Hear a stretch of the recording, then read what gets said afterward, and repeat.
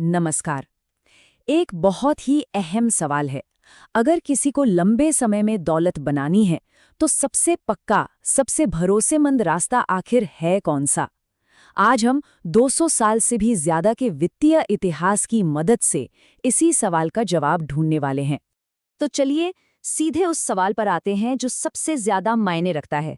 किसी को अपनी पूरी जिंदगी में अगर लगातार संपत्ति बढ़ानी है तो सबसे भरोसेमंद तरीका क्या हो सकता है? और इसका जवाब ढूंढने के लिए ना चलिए एक रेस की कल्पना करते हैं।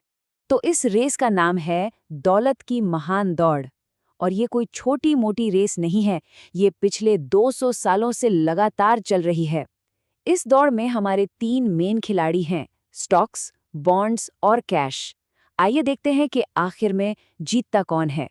तो नतीजे सच में काफी चौंकाने वाले हैं। ये चार्ट 1802 से लेके अब तक के असल रिटर्न दिखा रहा है, यानी महंगाई के असर को हटाने के बाद। कैश ने औसतन सिर्फ 0.7% का रिटर्न दिया, बॉन्ड्स ने थोड़ा बेहतर 3.2%, लेकिन स्टॉक्स ने सबको पीछे छोड़ दिया 6.7% के शानदार औसत रिटर्न के साथ।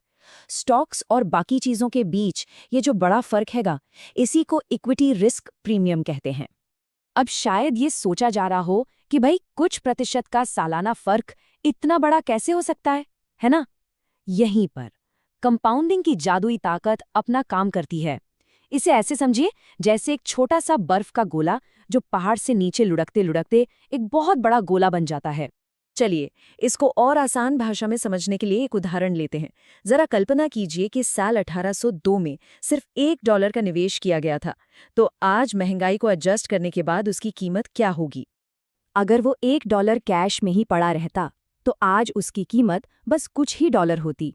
मतलब उसने मुश्किल से ही महंगाई को हराया।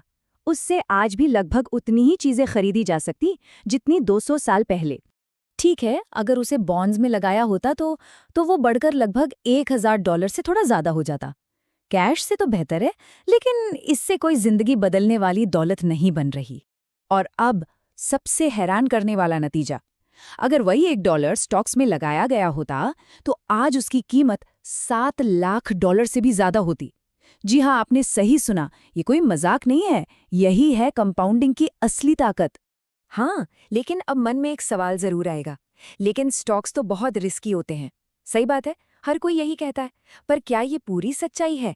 चलिए रिस्क को ना एक नए नजरिए से देखते हैं, खासकर लंबे समय के लिए। देखिए ये स्लाइड बहुत ज़रूरी है। असल में फाइनेंशियल रिस्क 2 तरह के होते हैं। एक है शॉर्ट टर्म रिस्क, यानी कीमतों का रोज़ ऊपर नीचे होना, जो स्टॉक्स में ज़्यादा दिखता है। लेकिन दूसरा है लॉन्ग टर्म रिस्क, यानी महंगाई के कारण आपके पैसे की खरीदने की ताकत का धीरे धीरे कम हो जाना। और ये वाला रिस्क बॉन्ड्स और कैश में कहीं ज़्यादा है। और यही बात इस कोट में बिल्कुल साफ कही गई है।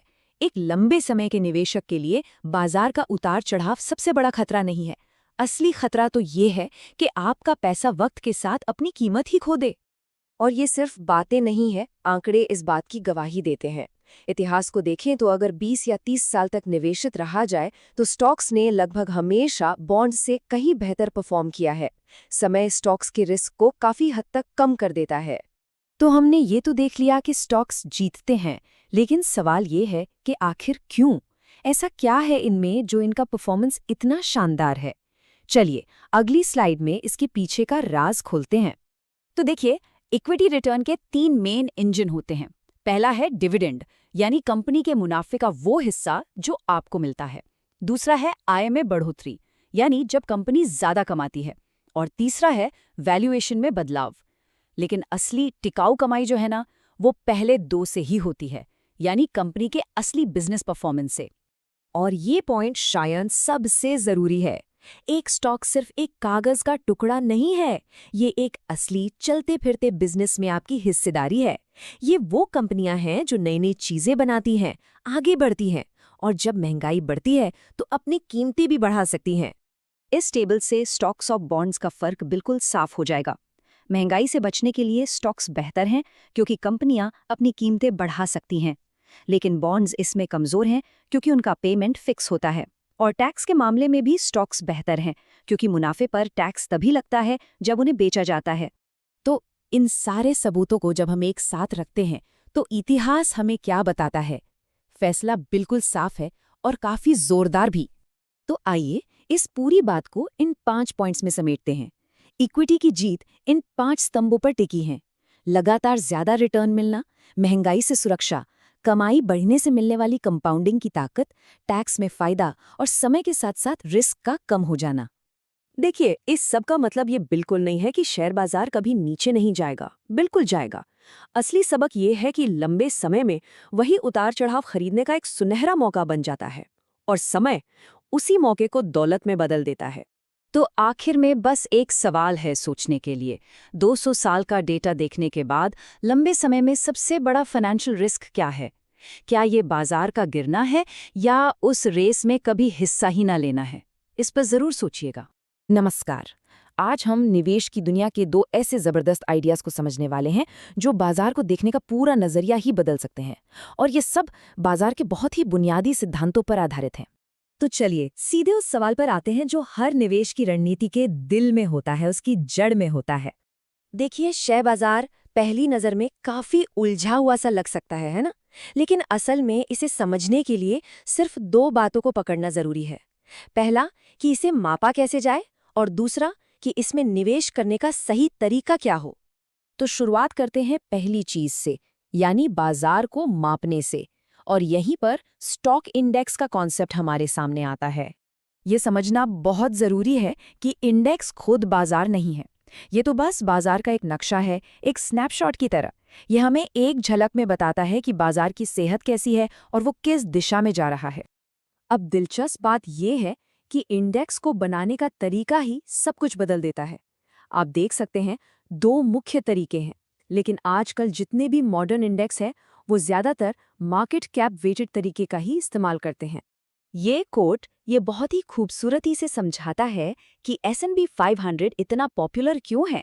ये बाजार में मौजूद सभी निवेशकों की मिलीजुली समझ को दिखाता है, और साथ ही इसमें खरीद फरोख्त कम होने से लागत और टैक्स दोनों कम रहते हैं। तो अब जब हम बाजार को नापना सीख गए हैं, तो अगला सवाल आता है कि ये कैसे पता करें कि बाजार अभी महंगा है या सस्ता? उसका तापमान कैसे चेक करें? इसके लिए पीई रेशियो एक क्लासिक टूल है। यह हमें सिर्फ इतना बताता है कि निवेशक किसी कंपनी की 1 रुपए की कमाई के बदले कितने रुपए देने को तैयार हैं। लेकिन एक मिनट, इस सामान्य पी रेशियो में एक कमजोरी है। वो ये कि छोटी अवधि में कंपनियों की कमाई बहुत ऊपर नीचे हो सकती है, जिससे हमें गलत सिग्नल मिल सकते हैं। और इसी समस्या का हल है केप रेशियो। ये क्या करता है कि पिछले 10 सालों की कमाई का औसत निकाल लेता है। इससे बाजार के जो छोटे मोटे उतार चढ़ाव हैं वो बराबर हो जाते हैं और हमें वैल्यूएशन की एक ज़्यादा स्थिर और लॉन्ग टर्म तस्वीर मिलती है। तो यहाँ सबसे ज़रूरी बात यह है कि वैल्यूएशन कोई जादुई गोला नहीं है जो हमें ये बता दे कि अगले साल क्या होगा। नहीं, लेकिन ये लंबी अवधि के लिए हमारी उम्मीदों को सेट करने में एक बहुत शक्तिशाली गाइड की तरह ज़रूर काम करता है। और यहीं से निवेश की दुनिया की सबसे बड़ी बहस शुरू होती है, एक्टिव बनाम पैसिव। यानी क्या एक निवेशक को कुछ चुनिंदा विनर्स चुनकर बाजार को हराने की कोशिश करनी चाहिए, या फिर बस पूरे बाजार को ही खरीद लेना चाहिए?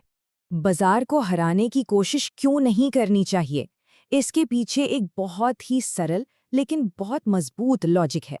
जरा सोचिए, जब कोई मार्केट को बीट करने की कोशिश करता है तो उसमें कई तरह की फीस और खर्चे लगते हैं ना। तो जब उन सब खर्चों को भी हिसाब में लेंगे तो गणित ही हमें ये बताता है कि औसतन एक एक्टिव निवेशक मार्केट से पीछे रह ही जाएगा। ये एक तरह से तय है। और हाँ, ये सिर्फ कोई थ्योरी नहीं है। लंबे समय का डेटा उठाकर देख लीजिए, वो लगातार यही दिखाता है कि ज़्यादातर 85% से भी ज़्यादा प्रोफेशनल स्टॉक पिकर्स अपने बेंचमार्क को हराने में नाकाम रहते हैं। अच्छा, तो अगर बाजार को हराना इतना ही मुश्किल है तो इसका विकल्प क्या है? यहीं पर इसका समाधान आता है, पैसिव इंडेक्सिंग। एक इंडेक्स फंड का लक्ष्य बहुत सीधा साधा है। बाजार जो भी रिटर्न दे रहा है उसे कम से कम खर्च और टैक्स की रुकावट के साथ निवेशक तक पहुंचाना, बस। तो फिर इन सभी आइडियाज को मिलाकर सफलता के लिए एक मजबूत और लॉन्ग टर्म रणनीति आखिर कैसे बनाई जाए? ये स्लाइड एक बहुत ही काम की बात बताती है। देखिए, निवेश में सारा खेल इस बात का है कि अपनी ऊर्जा कहाँ लगाई जाए। उन चीज़ों पर जिनकी भविष्यवाणी कोई नहीं कर सकता, या फिर उन चीज़ों पर जो पूरी तरह हमारे अपने कंट्रोल में है। जाहिर है, समझदारी इसी में है कि उन चीज़ों पर फोकस किया जाए जिन्हें कंट्रोल किया जा सकता है। तो सबसे अहम बात यही है कि भविष्य के रिटर्न के बारे में एक असलवादी नजरिया रखा जाए, उसे हासिल करने के लिए एक कम लागत वाला तरीका अपनाया जाए और इन दोनों को अनुशासन के धागे से मजबूती से जोड़े रखा जाए। और ये हमें इस आखिरी सवाल के साथ छोड़ जाता है कि क्या निवेश की सबसे शक्तिशाली रणनीति असल में सबसे सरल रणनीति ही है? अक्सर ऐसा होता है ना कि आर्थिक सुर्खियों के शोर में हम कहीं खो जाते हैं। एक तरफ होता है शॉर्ट टर्म का डर और दूसरी तरफ लॉन्ग टर्म की सच्चाई। आज हम इसी शोर से सिग्नल को अलग करना सीखेंगे। अगर रोज की इकोनॉमिक हेडलाइंस देखकर थोड़ी बेचैनी होती है तो ये बिल्कुल नॉर्मल है, पर ये समझना बहुत जरूरी है कि जो शोर हमें सुनाई देता है वो अक्सर पूरी कहानी नहीं होती। तो चलिए इसे तोड़कर समझते हैं। देखिए, एक तरफ है शोर, मतलब रोज की हेडलाइंस, मार्केट की उठापटक, पॉलिसी पर बहस, और दूसरी तरफ है असली सिग्नल, यानी long term productivity, corporate innovation और अर्निंग्स ग्रोथ। आज हम इसी शोर और सिग्नल के फर्क को समझेंगे। तो चलिए शुरू करते हैं एक बहुत बड़े आर्थिक डर से, महंगाई यानी इन्फ्लेशन। और ये ना अपने आप में एक विरोधाभास है, एक पैराडॉक्स। देखिए, शॉर्ट रन में तो जब भी इन्फ्लेशन उम्मीद से ज्यादा बढ़ता है तो स्टॉक्स को धक्का लगता है। ये तो हम सब देखते हैं ना, एक इमीडिएट रिएक्शन होता है। अच्छा, तो सवाल ये है कि ऐसा होता क्यों है? होता ये है कि जब महंगाई बढ़ने की उम्मीद होती है तो इंटरेस्ट रेट्स भी बढ़ जाते हैं। इससे होता क्या है, कंपनियों की जो फ्यूचर अर्निंग्स है उनकी आज की वैल्यू कम हो जाती है, और इसी वजह से उनका वैल्यूएशन, जिसे हम पीई रेशियो भी कहते हैं, वो नीचे आ जाता है। लेकिन कहानी में एक ट्विस्ट है। जैसे ही हम अपना नजरिया लॉन्ग टर्म पर लेकर जाते हैं, पूरी पिक्चर ही बदल जाती है। जरा यहाँ देखिए, इन्फ्लेशन के टाइम में बॉन्ड्स की परचेजिंग पावर परमानेंटली कम हो जाती है। क्यों? क्योंकि उनसे मिलने वाला रिटर्न तो फिक्स्ड होता है। पर स्टॉक्स वो अडेप्ट कर लेते हैं। कंपनीज क्या करती हैं, बढ़ती कीमतों का बोझ कस्टमर्स पर डाल देती हैं, जिससे उनका रेवेन्यू, प्रॉफिट और डिविडेंड सब टाइम के साथ बढ़ सकता है। और सुनिए, ये सिर्फ कोई थ्योरी नहीं है, ये फैक्ट्स हैं। हिस्टोरिकल डेटा साफ साफ दिखाता है कि लंबे समय में इक्विटीज ने ज्यादातर इन्फ्लेशनरी पीरियड्स में भी पॉजिटिव रियल रिटर्न्स दिए हैं। मतलब उन्होंने महंगाई को बीट करके वेल्थ क्रिएट की है। चलिए अब आते हैं एक और बड़े डर पर, ये जो मंदी और बाजार में गिरावट का साइकिल है उस पर। देखिए, हर इकोनॉमी एक बिजनेस साइकिल से गुजरती है। ये एक नेचुरल प्रोसेस है एक्सपेंशन और कंट्रैक्शन का, जो बार बार होता है। मतलब ये कोई नई चीज नहीं है, ये हमेशा से होता आया है। तो इस साइकिल के 4 मेन फेजेस होते हैं। एक्सपेंशन, जब इकोनॉमी ग्रो करती है। पीक, जब ग्रोथ स्लो हो जाती है। फिर आता है कंट्रैक्शन या रिसेशन, जब इकोनॉमी श्रिंक करती है। और आखिर में रिकवरी, जब ग्रोथ फिर से पटरी पर आ जाती है। और यहीं पर आती है सबसे क्रूशियल बात, इसको ध्यान से समझिए। स्टॉक मार्केट हमेशा आगे देखता है, इट्स फॉरवर्ड लुकिंग। अब जरा इस टाइमलाइन को देखिए। जिस वक्त रिसेशन की ऑफिशियल अनाउंसमेंट होती है ना, स्टॉक मार्केट अक्सर अपना बॉटम बना चुका होता है, और जब तक इकोनॉमी में रिकवरी कंफर्म होती है, मार्केट तो पहले से ही रिकवर कर रहा होता है। इसका सीधा मतलब क्या हुआ? जो लोग अच्छे डेटा का इंतजार करते हैं वो शुरू की तेजी मिस कर जाते हैं। अब बात करते हैं उस चीज की जो सबसे ज्यादा नॉइज क्रिएट करती है, हेडलाइंस बनाती है, और वो है सरकारी और सेंट्रल बैंक की पॉलिसीज। ये अक्सर इन्वेस्टर्स के लिए एक बड़ी चिंता का सबब बनती हैं। पॉलिसी मेकर्स के पास ना कई टूल्स होते हैं। सेंट्रल बैंक्स के पास इंटरेस्ट रेट्स हैं, मनी सप्लाई है। वहीं सरकारें टैक्स पॉलिसी, स्पेंडिंग और रेगुलेशन से इकोनॉमी को इन्फ्लुएंस करती हैं, और इन सब एक्शन से बहुत ज्यादा शोर पैदा होता है। लेकिन सिर्फ पॉलिसी एक्शन को देखना काफी नहीं है। Context is king. जैसे अगर एक स्ट्रॉन्ग इकोनॉमी में इंटरेस्ट रेट्स बढ़ रहे हैं तो ये अक्सर बढ़ती कॉर्पोरेट अर्निंग्स के साथ होता है, जो स्टॉक्स को सपोर्ट करता है। पर अगर एक वीक इकोनॉमी में रेट्स बढ़ें तो वो वैल्यूएशंस को और भी नीचे गिरा सकता है। तो टेक अवे क्या है? शॉर्ट टर्म मैक्रो शॉक्स वो प्राइस में वोलेटिलिटी लाते हैं ऊपर नीचे, लेकिन लॉन्ग टर्म वेल्थ क्रिएशन वो आती है प्रोडक्टिविटी ग्रोथ से। मतलब पॉलिसीज श्योर हों, फंडामेंटल्स वैल्यू हों। तो चलिए, अब तक हमने जो कुछ भी समझा है उन सब डॉट्स को कनेक्ट करते हैं और देखते हैं कि असल में लॉन्ग टर्म वेल्थ बनती कैसे है। ये टेबल बहुत ही बढ़िया तरीके से दिखाता है कि अलग-अलग मैक्रो सिनेरियोज में स्टॉक्स और बॉन्ड्स कैसे रिएक्ट करते हैं। देखिए, हाई इन्फ्लेशन में बॉन्ड्स को नुकसान होता है, रियल रिटर्न्स नेगेटिव हो जाते हैं। रिसेशन में वो अक्सर राइज करते हैं। वहीं स्टॉक्स एक्सपेंशन के टाइम पर स्ट्रॉन्ग रिटर्न्स देते हैं। यही डाइवर्सिफिकेशन एक पोर्टफोलियो को बैलेंस देता है। अब इस कॉन्सेप्ट को समझिए, ये बहुत पावरफुल है। एक तरफ है साइक्लिकल फोर्सेस, ये रास्ता है, द पाथ। इसमें इन्फ्लेशन है, रिसेशंस हैं, पॉलिसी शिफ्ट्स हैं, ये रास्ता ऊबड़ खाबड़ हो सकता है। लेकिन दूसरी तरफ है स्ट्रक्चरल फोर्सेस, ये मंजिल है, द डेस्टिनेशन। इसमें अर्निंग्स ग्रोथ है, इनोवेशन है, प्रोडक्टिविटी है, और लॉन्ग टर्म में हमेशा मंजिल रास्ते से ज़्यादा मैटर करती है। तो इसे सिंपल शब्दों में कहें तो मैक्रो इकोनॉमिक वॉलेटिलिटी सिक्लिकल है, ये आती है और चली जाती है। और इसके ठीक उलट प्रोडक्टिव एंटरप्राइज की ग्रोथ वो स्ट्रक्चरल है। ये वो फाउंडेशन है जो समय के साथ लगातार मजबूत होती जाती है। तो इन सारे सबूतों से फाइनल टेकअवे क्या है? यही कि मैक्रो फियर के माहौल में इक्विटी से बाहर नहीं निकलना है। इन्वेस्टमेंट हॉराइजन को डेली हेडलाइन से नहीं बल्कि इकोनॉमिक साइकिल्स के साथ अलाइन करना है। और आखिर में एक सवाल जो हम सबको खुद से पूछना चाहिए, जो इन्वेस्टमेंट किया जा रहा है वो अगली हेडलाइन के लिए है या अगली जनरेशन के लिए?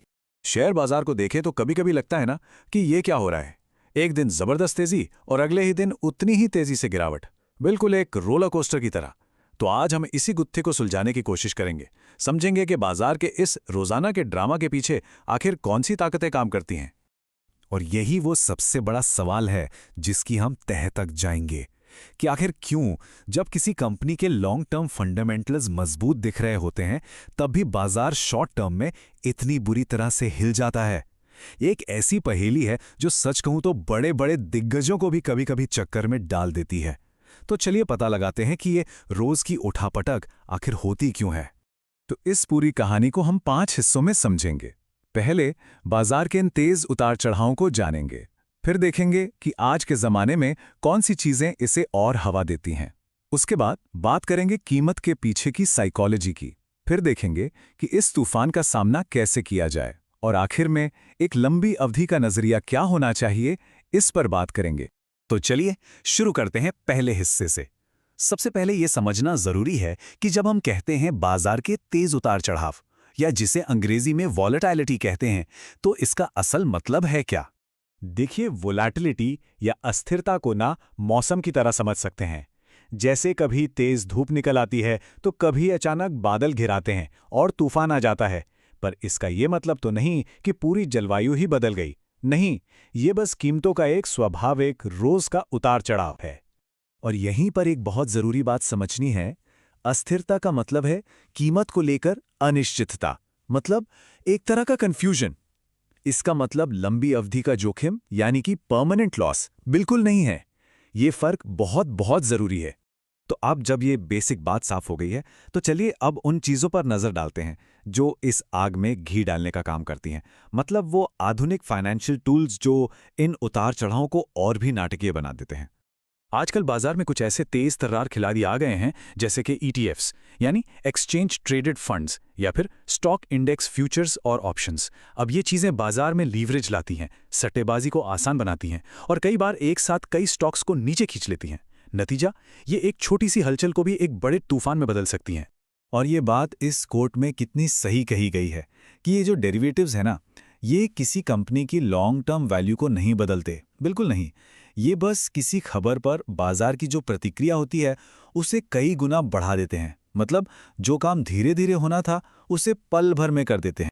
अच्छा, हमने बाजार की मशीनरी की तो बात कर ली, लेकिन इस मशीन को चलाता कौन है? इंसान।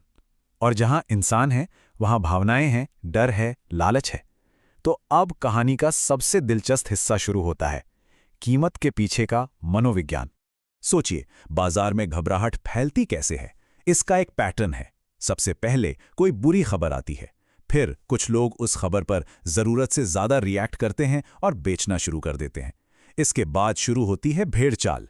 लोग दूसरों को बेचते देख खुद भी बेचने लगते हैं और फिर नुकसान का डर इस आग को और भड़का देता है और देखते ही देखते एक छोटी सी गिरावट एक बड़े क्रैश में बदल जाती। और ये सब होता है हमारे कुछ दिमागी शॉर्टकट्स की वजह से, जैसे कि ओवर रिएक्शन यानी छोटी सी बात को बहुत बड़ा समझ लेना, या हर्डिंग मतलब भेड़ चाल, जहां सब कर रहे हैं चलो हम भी वही करते हैं। और एक बहुत मजबूत भावना है लॉस अवर्जन, मतलब हमें 100 रुपए कमाने की खुशी उतनी नहीं होती जितना 100 रुपए खोने का दुख होता है, और यही डर बाजार में पैनिक फैलाता है। तो ये एक ही सिक्के के दो पहलू हैं। एक तरफ है अतार्किक उत्साह, मतलब जरूरत से ज्यादा जोश, जो लालच और भेड़चाल से पैदा होता है, ये बाजार में बुलबुले बनाता है। और दूसरी तरफ है घबराहट में बिकवाली, जो डर और नुकसान से बचने की भावना से आती है, ये बाजार को क्रैश कर देती है। दोनों ही सूरतों में तर्क पीछे छूट जाता है। तो ठीक है, समस्या तो हमने समझ ली, पर सवाल ये है कि इस इमोशनल रोलर कोस्टर पर सवार होने से कैसे बचा जाए। तो अब बात करते हैं एक ऐसी मजबूत रणनीति की जो हमें इस तूफान में भी सीधा खड़ा रख सके। यहां पर दो अलग अलग सोच है। एक है शॉर्ट टर्म ट्रेडिंग, जिसका मकसद ही इन उतार चढ़ावों से फायदा उठाना है। ये बहुत तनाव भरा काम है। और दूसरी सोच है लॉन्ग टर्म इन्वेस्टिंग। यहां ध्यान कंपनी के बिजनेस और उसके वैल्यू पर होता है, ना कि रोज की कीमत पर। यह अनुशासित और धैर्य वाला रास्ता है। एक कीमत के पीछे भागता है, दूसरा मूल्य के साथ चलता है। और देखिए, समय यहाँ पे सबसे बड़ा जादूगर है।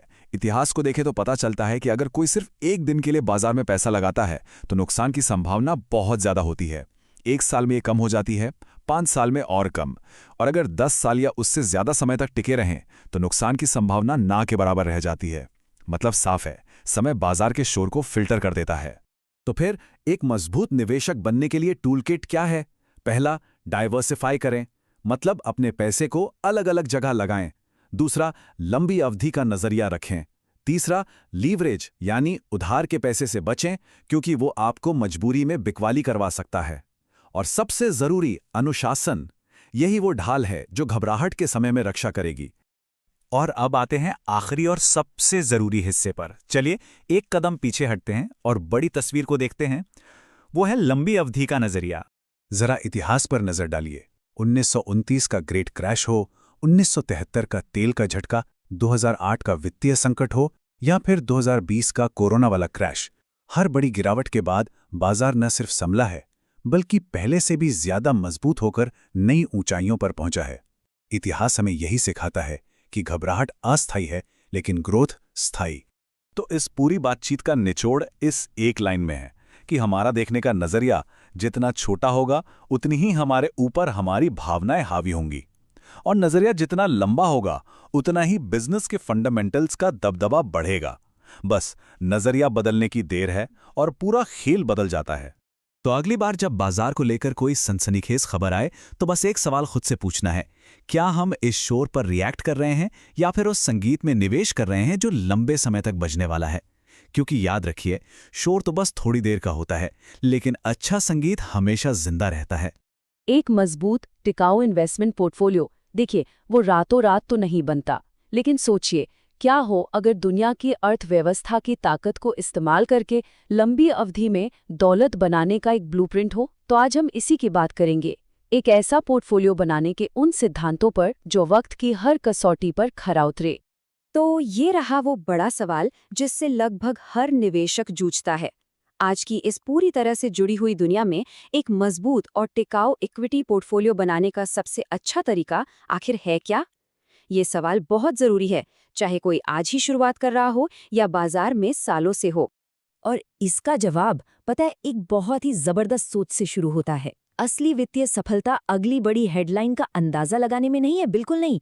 ये तो दशकों तक दुनिया भर की अर्थव्यवस्थाओं की असली प्रोडक्टिविटी को अपने पोर्टफोलियो में शामिल करने में है। सीधी सी बात है, ये एक मैराथन है, कोई 100 मीटर की दौड़ नहीं। और यही सोच हमारी पूरी रणनीति की नींव होने वाली है। तो आज हम 5 हिस्सों में इस पर गौर करेंगे। हम शुरू करेंगे ग्लोबल एडवांटेज से, फिर समझेंगे कि कौन से एसेट्स और डेमोग्राफिक्स जरूरी हैं।